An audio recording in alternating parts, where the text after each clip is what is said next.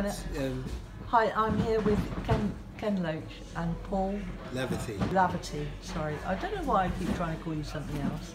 And I try to call him something else all the time, but yes, well, we won't go into that, shall we? And I'd asked Ken why he felt compelled to do this project. Well, we both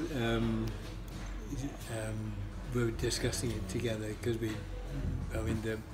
we're the more common wives of the film industry, you see. I mean, everything is a joint project, well, a trio with Rebecca O'Brien, so we're a team. And we discussed how work was changing over a long period and how secure work was being replaced by casual work and the insecurity that causes and the low wages that it brings. So that was the general point. The second point was when we were doing Daniel Blake, which obviously Paul wrote along with this last one, we were struck how many of the working poor were in the food banks, and Paul did a lot of research with just going to food banks and meeting people and hearing their stories, which was part of the basis of Daniel Blake. So those two things, the working poor in the food banks and the change in how secure work has gone to insecure work, led us to think that there was possibly a story here. Then Paul had the idea that we should see it through the eyes of a family where both parents are in precarious work, because often while you keep a smile on your face at work, when you get home, that's when the stresses and the complexities emerge. And family relations are extraordinarily complex and nuanced and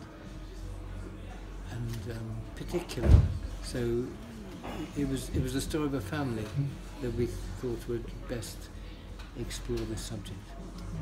And you do a lot of research, and have you always done this all your life? And do you feel, on your part, do you feel compelled to voice these people's stories, because they are real people's stories, aren't they? Much as they're fiction in this particular instance, they're actually everybody, well, not everybody, but many people now, and more so now, that are living these lives, aren't they? Yes, well, I suppose when we start off a project, start off a story, I mean, essentially what you're trying to do is understand what's going on around about you.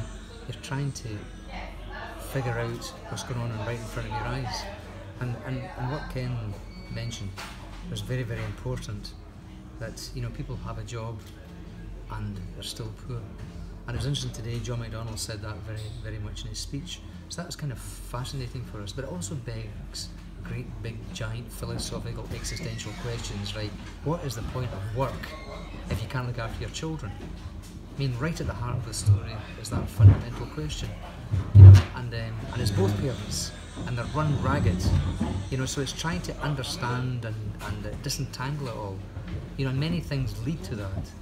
We've got how the economy is organised, how trade unions have been stripped of their power, then how the digital world operates,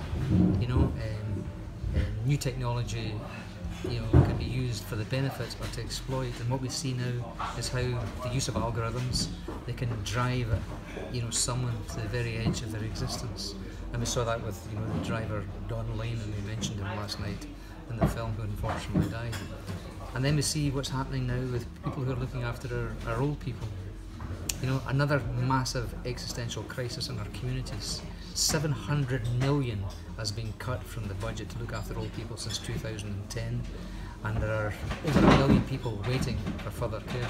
So, but we're trying to tell a story, but all of that feeds into it.